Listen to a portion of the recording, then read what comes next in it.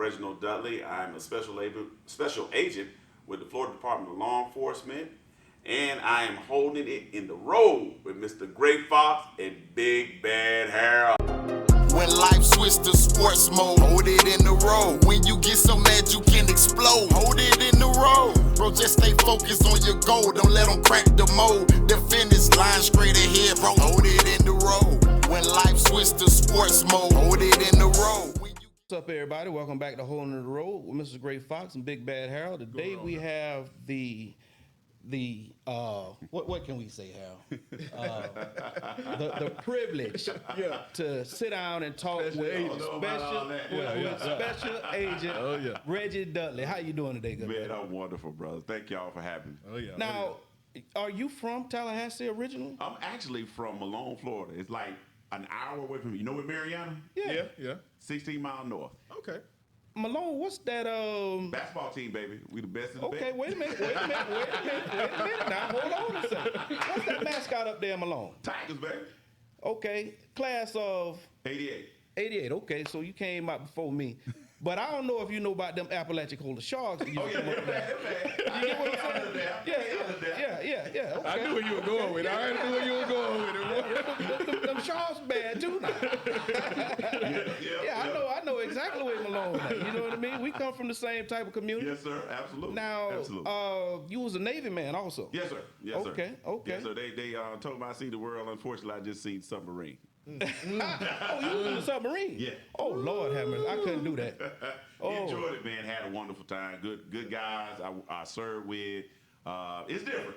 Let me put it like that. How many years you? I did 4. I just did 4. Man, I couldn't take I it. did. Well, I put You it to talk like about this. claustrophobics. Good Lord.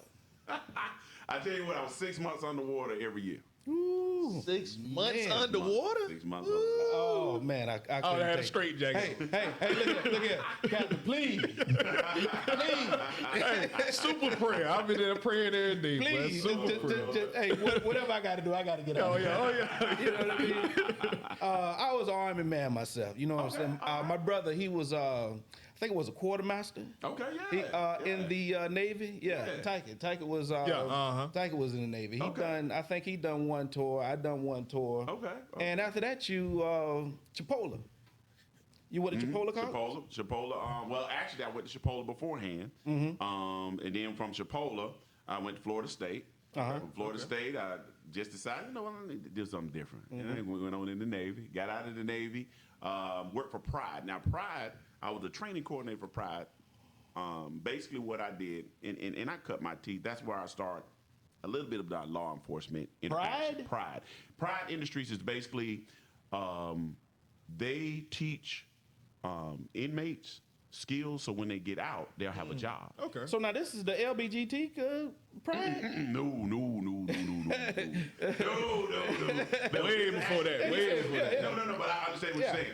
But no, it's basically a company. It's they subcontract out. They make all kind of different products. And what we would do is get these inmates that were, on their way out or had skills and teach them the skills. So when they got out, man, they can have a job. 'Cause God bless them, When they get out, you give $100 and good luck. You know what I'm saying? That ain't gonna work. Yeah. So Let me say one more thing about that Chipola.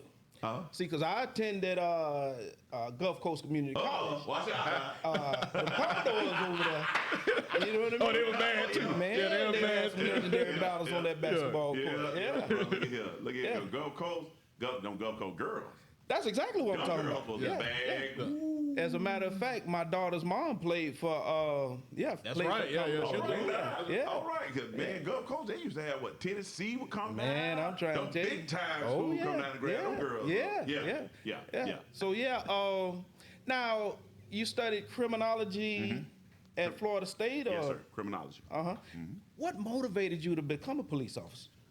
Well, the most important thing to me is just to do the right thing for the community, man. Okay. I just felt like that if I get a chance to do what I can to give back, I know it sounds, again, cheesy, but at the end of the day, if I can do something to help my fellow man in his time of need and chaos, then hey, why not? Yeah. You know, if this is what the Lord want me to do, 20 years later, I'm still doing it.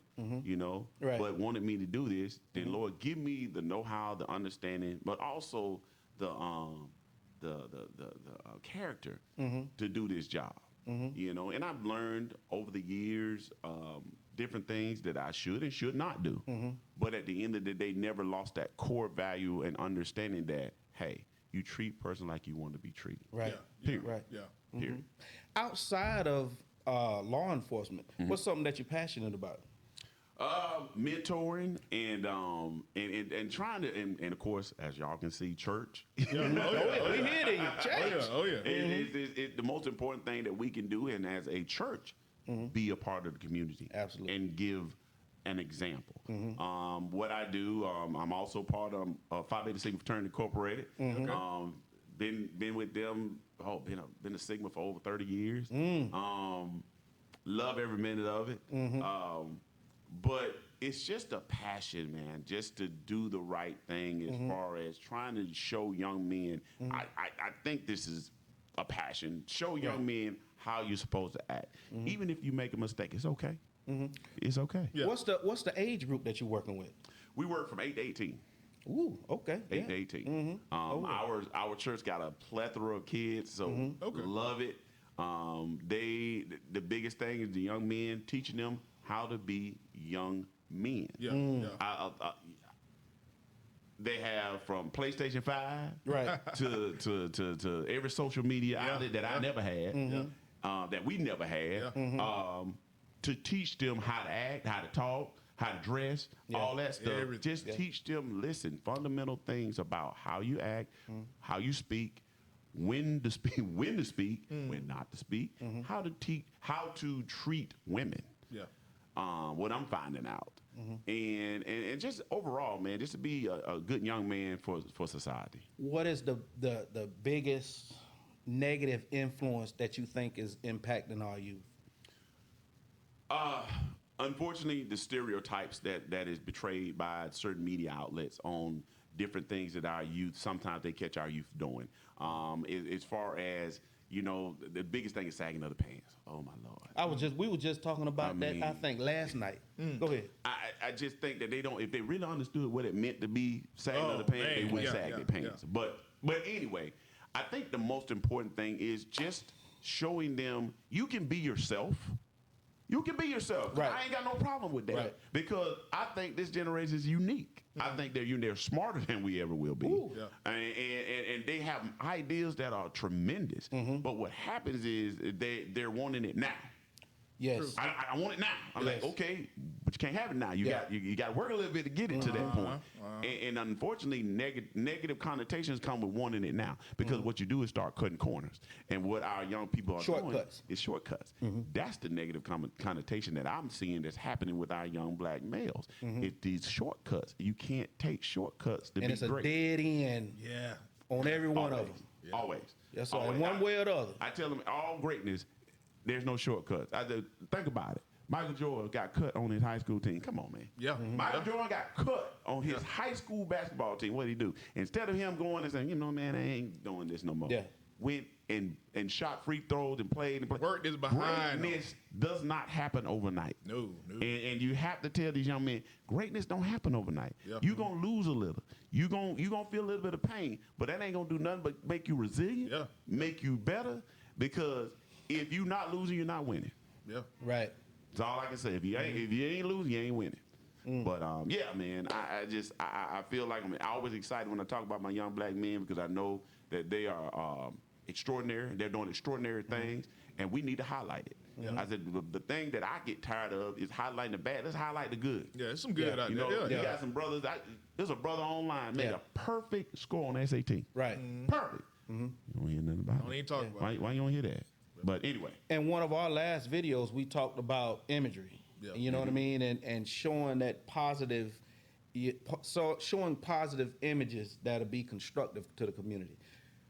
We show a lot of images that is destructive to the community. I mean, that's just absolutely non-constructive. We highlight those instead of the positive things. You get a little bit, you actually got to search harder for the positive.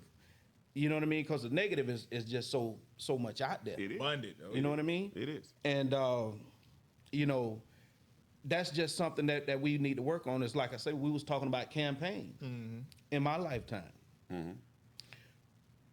I can't think of one constructive campaign that we've successfully ran and it was beneficial and tangible within the community. Right. It seemed like every campaign we get on is about some foolishness. That's absolutely non-constructive. Yeah. And it trickles down to the kids. You see it all over the place in society. I mean, you name it, like we were just talking about, sagging of the pants, Right. tattoos all in your face. Yeah. You know what I mean? Things of that nature. Even you the know women doing it now. Yeah, you know what I mean? And it's like, you know what, that might be cool now, but a few years down the road, you're going to be like, oh man, how in the world did I make God this? willing, you get old and now you're looking at it. Yeah. Yeah. You know what I mean? Right. So yeah, that's just some of the things that, like from our end, that we see that's impacting the community out there. I want to ask you this: how important is that role of the father in the community? It's tremendous. It is tremendous. What I was told early in life is that a woman can't teach you how to be a man. And my mom, it was just me and her. Okay, dad wasn't there. Is what it is. Don't hold nothing against him. Yeah. I got older. We had a relationship. Should have had a better relationship, but we didn't. Okay, is what it is. Yeah. But at the end of the day, the most important thing that we can do for our communities is show them, as you said, my brother, show them how to act. Again, going back to what I'm saying, how to act, how not to act. What's important, what shouldn't be important, what's priorities, what are the priorities in your life, what do you think that you should be or where you should be in life when you're at this stage. What if something do happen? How do you deal with it? If you're angry, how do you deal with that anger? What if you're going through something in your family, how are you dealing with that? If there's somebody in your family you can talk to. The father role, it's tremendous because we are the head. I always tell people, you're the head, not the tail. The man is the head. Not saying that women are not equal, but man is the head because God is going to hold you accountable. When I always quote that God made a helpmeet for man. He brought woman out of man. Let me tell you what that means. Helpmeet means help me meet the standard that God has put on earth for me. Yeah. Okay. So, but there's no way you can meet the standard as a woman alone. It's got to be a man. Yeah. To be there first. To step into that role. So we as black men have to take some stock in our young black males. It's okay to say something. I've always been told I'm probably what's going to happen to me is I'm going to probably get killed for going and telling a young man to pull up his pants. Woo! We were just talking about that last night. Yeah. We was talking about that. Because at the end of the day, God forbid that, though. you got to say, hey, man, you are more than what's portrayed of you. That's true. You are a young male that has potential and can do mighty things. Why are you letting society see the outer part of you that is not the real you? Yeah. Okay? You want to show strong strength and you want to show invulnerability when in fact you're really worried and you're really fearful about what's going to happen the next minute. Because that's what's happening. These young men are worried about, they lose hopelessness. It's this hopelessness, man. I can't stand the young men. It hurts me to my heart because they're living by the moment. They're not living to live. Yeah. They're living to, well, if I get to the next hour, I'm good. Yeah. That's not a way to live. That's a mental thing that, and I don't want to get too far off into the weeds with that, but I always tell people it's okay not to be okay. Yeah. Because as black people, we are that's such a big stigma if you got some issues mentally that you need to go talk to somebody. Yeah. It shouldn't be that way. Yeah. It should never be that way. Look at our history, man. Come on. If nobody else need to go talk to somebody, we need some people. We all need to hear nothing else. I want the 40 acres and the mule and a counselor. Yeah. Give me 40 acres and a mule and a counselor. Right. But go ahead. we was like I say, we was having a conversation last night. I was at Walmart just yesterday, and just out of the corner of my eye, I seen this younger brother, and it seemed like he not only did he have his pants down, it was kind of odd because it looked like he had tattoos all over his behind. I'm like, nah, man, and he had 2 kids with him. Oh no. So now, as he got closer, I'm like, okay, that's some type of briefs, you know what I'm saying, that he got on that's got, some type of designs on them. Yeah. But he had 2 kids with him. I really wanted to talk to the brother. That's just the type of person. That's my character. You know what I mean? Right. But like you say, man, I'm putting my life. Now I got my son with me.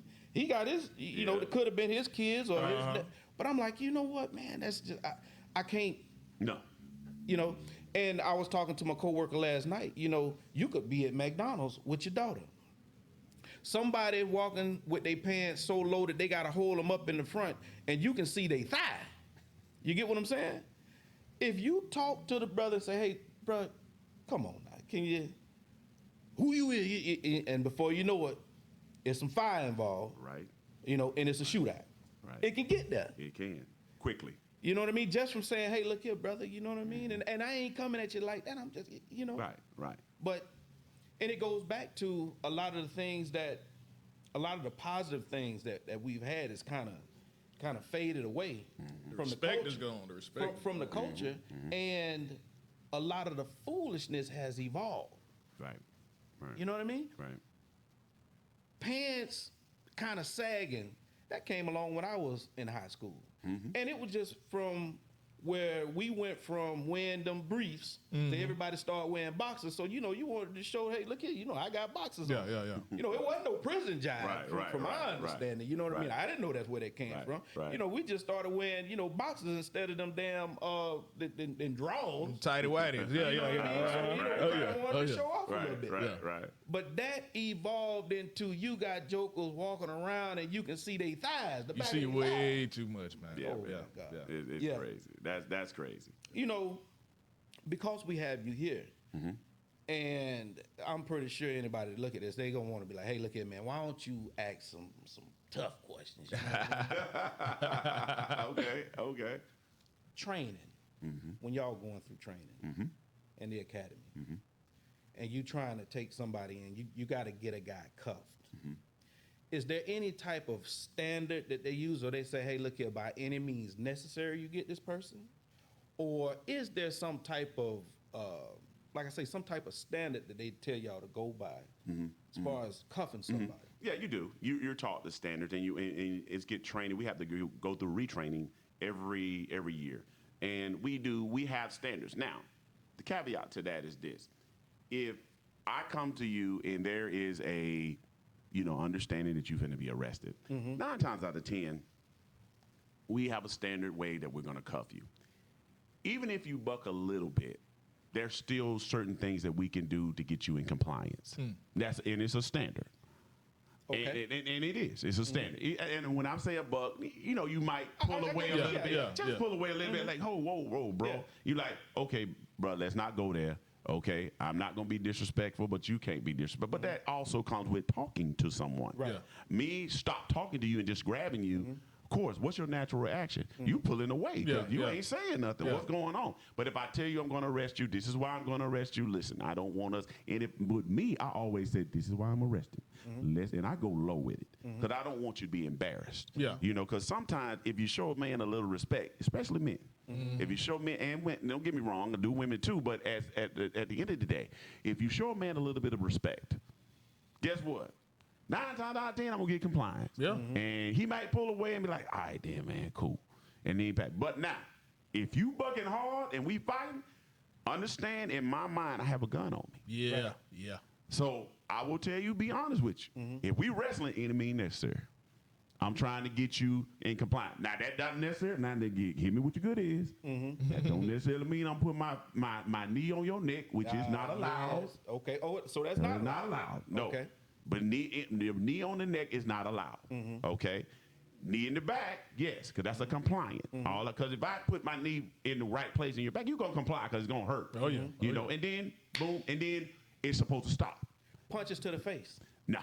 Not allowed? No, you can't punch it to the face. Slamming somebody's head on the ground. No, just, I just can't. beat somebody's head on the ground. No, we can't do that either. Yeah. Nope. Repeatedly tasing somebody. If they're not in compliance, yes. Can tasing kill somebody? No. I have not heard anything about that. And I'm going to tell you, this is from me. This is my experience. Can't speak for no other law enforcement agency or anybody else. But from what I've seen and the studies that I've studied, I have yet to see anything that would verify or show that a repeated tasing caused a death. Now, with that being said, I'm not going to say it didn't, right? But I just have never seen that. Right. What about if a person had a heart condition? That could be. It could be, and again, it could be to where that could be indirectly affecting to where somebody has a heart attack. But I'm not a doctor, so I'm not going to sit here and try to say that could have affected it, and I can't say it didn't. Yeah. But at the end of the day, how will I know if they have a heart condition? You know what I'm saying? Right. If you tell me up front though, now it's on me. The solace is on me. Wait a minute, man, this dude got a heart condition. Yeah, I might have to use something else. We might have to use something else on him. He got a heart condition. Right. But if I don't know it, and you steadily bucking, and because at the end of the day, bro, I don't want me, and I gotta always say the caveat, me, and most officers, you want compliance to the point where we stop fighting, bruh. Right. I do not get paid to fight. Right. Okay. Let me hear. I hope people hear this. Yeah. I do not get paid to fight nobody. Matter of fact, I don't want to fight nobody. I am not Muhammad Ali. Never will be. Right. You know, my job is to get you into compliance if I have to go to that route. Right. That's all. Right. My job is not to embarrass you. Right. Because what I found in my research is that what happens is it goes to another level because the person is embarrassed because the officer embarrasses them. Right. Sometimes you just can't help it, and that's understandable. You just got to do what you got to do. But if you can get a person to where, let me give you an example. Got to give you the example. I don't want to take up too much time, but I got to give you the example. Hey, it's on you, brother. I was a deputy. My lieutenant called me and said, "Hey, you got to arrest this young lady. It's 6 o'clock." In Jackson County, that's dinner time. 6, 7 o'clock, that's dinner time. Right. So you rolling up on a house with everybody there. Yeah. You know what I'm saying? So, and this is a young lady. I go to the I roll up to the house. Dude come out. Said, "What's going on?" "Well, I got a warrant for your wife." Now, but this is how I went at it. Little kid ran out there too, run out to the dad. I said, "Little son," I said, "Listen, I don't want to embarrass you, and I don't want to embarrass her. But what I have to do, I cannot leave here. I have no jurisdiction of leaving here. I have to leave here with her. But what we gonna do is this." I said, "And do me this favor. I don't make it complicated. Gonna make it easy because I don't want to embarrass her in front of him. My whole thing is the kid. What is he gonna think about me? Yeah. Right. Yeah. How is he gonna think when he gets older? Man, he was terrible. He just grabbed my mama, put her in. I told her, I said, "Listen, this is what we gonna do." And I told her the same thing. You gonna come out. You gonna get in my car. We gonna go down the road. I put cuffs on you, but you gonna sit it up here with me. I'm gonna put the cuffs in front, and you gonna sit in the front seat with me. I know a lot of people are like, how dare you do that? No, sometimes you got to evaluate the situation. Look and see that this was just a little simple family. They had never been in trouble before. Ain't never did. This man ain't look like he was mad, upset. He was just distraught. He just didn't know what else to do. But the lady knew what was going on. So she got in the car. We went down the road. Mama be back home soon. Blah, blah, blah. Went up the road. That maybe a week or so, the man said, "Thank you. That go a long way. Thank you." Man. That's all he said. He said, "Man, you could have did any other thing." And that hit me, bro. Because at the end of the day, all I saw was that young 3-year-old kid saying he was cool. You know, I ain't never seen nothing. Yeah. My mama, I ain't never seen nobody do anything bad as far as from this guy. Yeah. Yeah. So going back to what you said, no, you don't supposed to do all those different blows. But at the end of the day, again, we step back, think about it. At certain times you can, but most of the time, if you're going to arrest somebody, you're going to have 2 or 3 people there anyway. You're going to make sure that you do what you need to do to make sure that you do your job. And doing your job don't necessarily mean you have to beat somebody down. Right. It just don't. Right. And 9 times out of 10, if the person is complying or doing what they're supposed, even if they're not, you have to de-escalate as soon as they're in cuffs. That don't mean in they're in cuffs you put knee on the neck. Right. That don't mean they're in cuffs you hit them in the head with your fist. Yeah. That don't mean Punch they're in them in the cuffs face. if you what's calling you tase them. Yeah. Y'all hear what I said? Yeah. That don't mean when they're in cuffs you tase them. Because when they're in cuffs, they're contained. When life switch to sports mode, hold it in the road. When you get so mad you can explode, hold it in the road. Bro, just stay focused on your goal. Don't let them crack the mold. The finish line straight ahead, bro. Hold it in the road. When life switch to sports mode, hold it in the road. When you get so mad you can explode, hold it in the road. Bro, just stay focused on your goal. Don't let them crack the mold. The finish line straight ahead, bro. Hold it in the road. Bullets with a badge, or never get a pass. We can see straight through your mask. You made of glass, homie. Just think before you do the dash, cause it might be your last. Lay you in that grass, face down. You shoulda put your hands up. I promise you the Retta got them handcuffs. Look, we